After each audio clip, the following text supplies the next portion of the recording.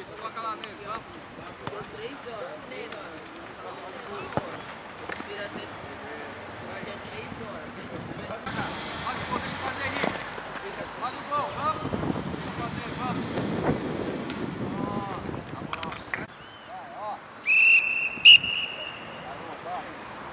Vem, pessoal.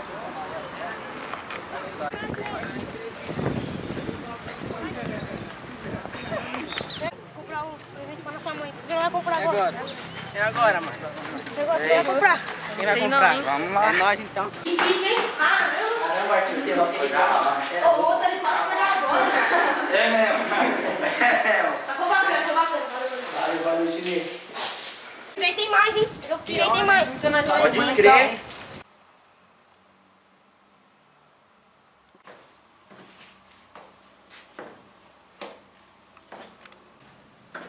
O que foi, Arthur? Tá meio chateado? O que tá acontecendo?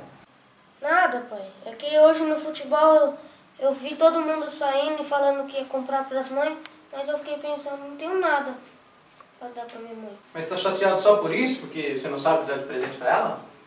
Não tenho nada pra dar, pai. Você tem alguma dica? Tenho sim.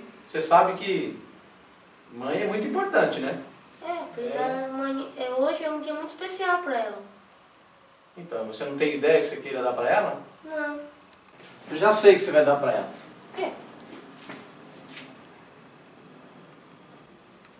Boa ideia, pai.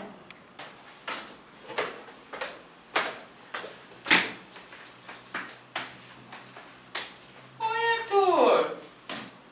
Tudo bem, meu amor? Tô fazendo seu lanchinho, tá? Deixa eu te falar. Já deixei tudo organizadinho, já lavei sua roupinha lá do futebol, tá tudo bonitinho, tá bom? Daqui a pouquinho o seu lanchinho já sai, tá?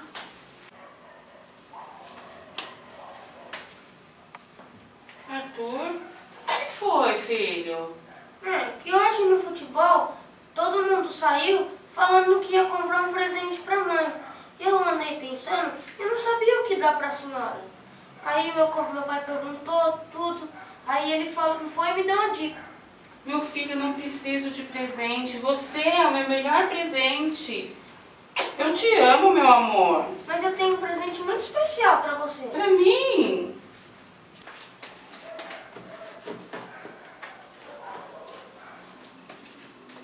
Aqui, mãe, olha, eu já trouxe já. Olha, dá uma olhadinha. Não precisava, meu filho.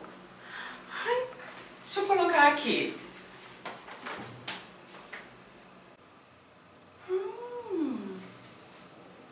Que isso, filho? É um pedido de perdão e uma promessa de ser um filho mais obediente. Te amo, mãe. Também, meu amor.